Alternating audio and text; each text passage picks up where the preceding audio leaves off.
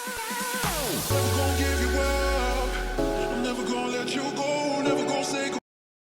morning po.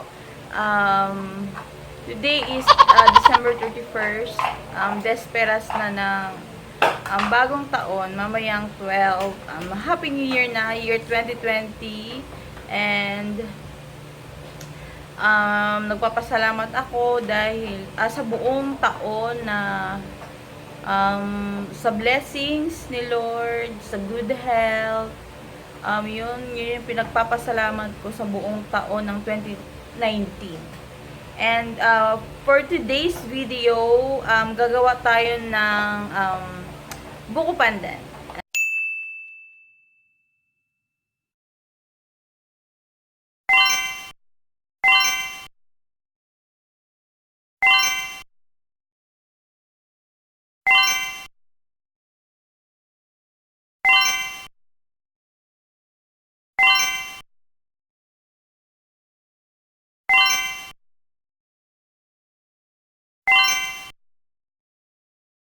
And mixing bowl.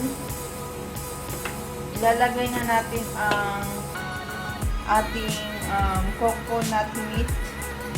Ang pong buko. Ilagay natin 4 pieces to. Ayan, 4 pieces na buko.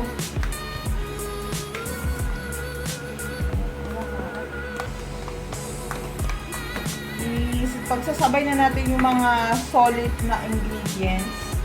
Sunod ay itong jelly. Ginawa ko na to earlier. Yung buko pandan na gulaman.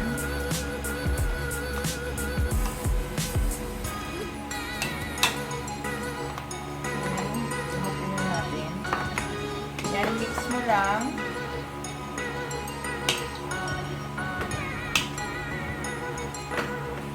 Natin is yung cheese at yung sago. So next, ihalo na natin ang ating cream.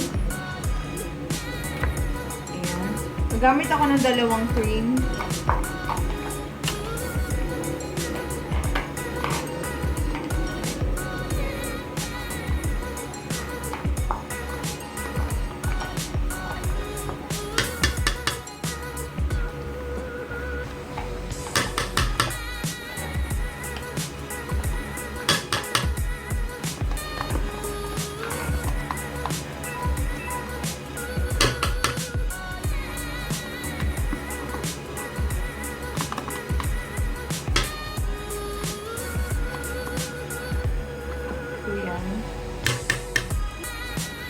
Isa naman mix. Ayan.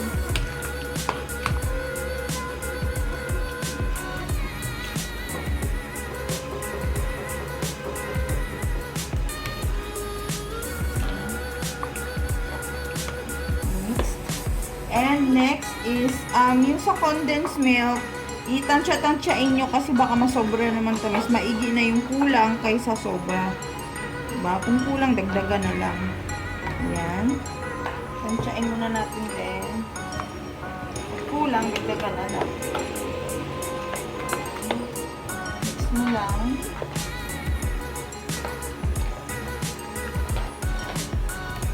Mix.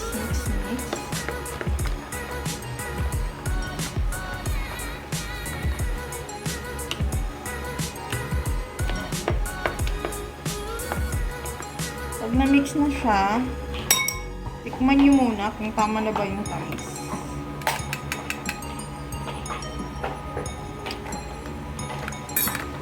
Kulang pa. Dagdagan natin.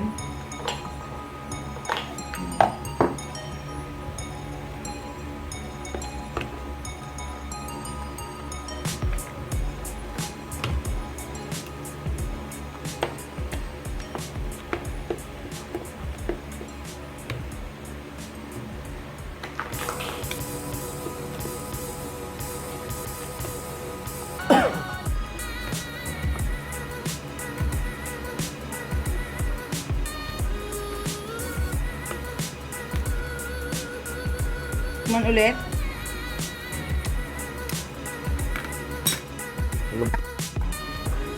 Next is, dadagdagan natin ng pandan flavor. Yung liquid para talaga ma-enhance yung lasa. Mga siguro 1 kutsara lang. 1 kutsara lang.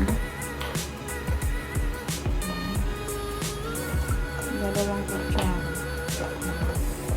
Yan, pwede na yan. Haluin.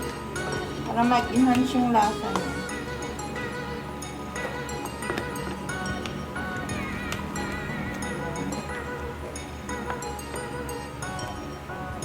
And lastly, ilalagay na natin ang, tapos siyang halu-haluin, ilalagay na natin yung sago. Ayan. Itsain nyo rin.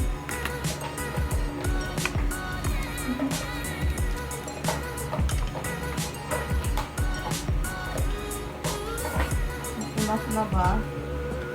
Pero ubusin ko na. Para bongga. Tipirin. Huwag tipirin sa ingredients.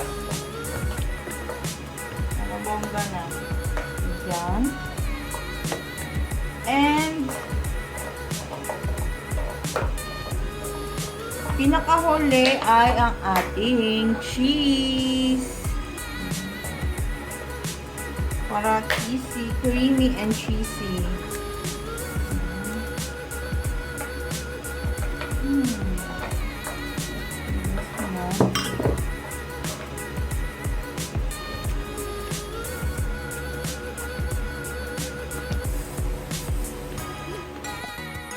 And guys, pag nagbubuko salad, nagbubuko pandan ako, nilalagyan ko siya ng gatas na powdered milk. Ayan. Para mas siya malinamnam, may parang aftertaste na linamnam. Ilalagyan ko siya. Ayan. This is my own version of buko pandan. Nilalagyan ko talaga ng powdered milk. Ayan. Mga 6 lang na scoop. Pwede na yun.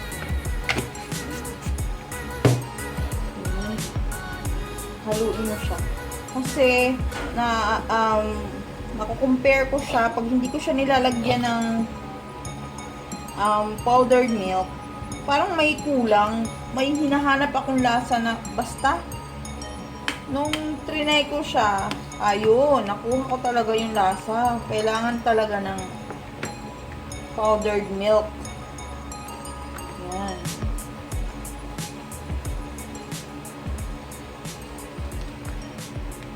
Haluin mo lang.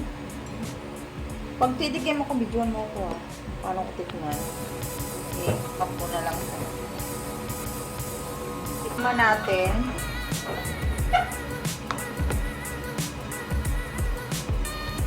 Let's taste it.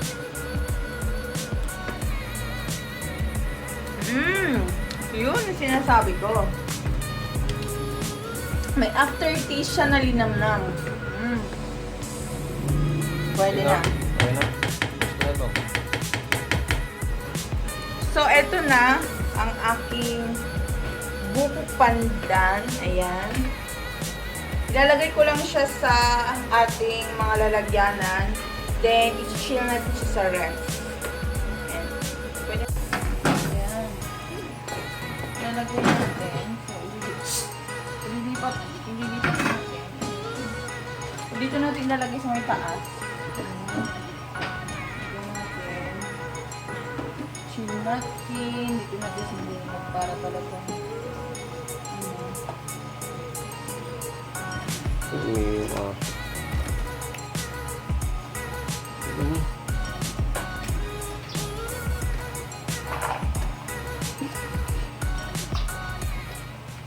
Ayan guys, natapos ko na ang aking buko pandan.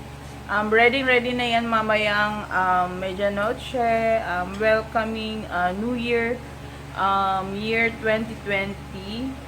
It's Year of the Rat, if I'm not mistaken. Year of the Rat tayo ngayon. So, thank you for watching guys. Just follow my YouTube channel guys, and subscribe. Lisel Ruiz Tutorials, and to my Facebook account, Lisel Ruiz Tutorials din.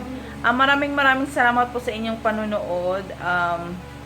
Happy New Year, guys! Ingat po kayo, and God bless. Bye!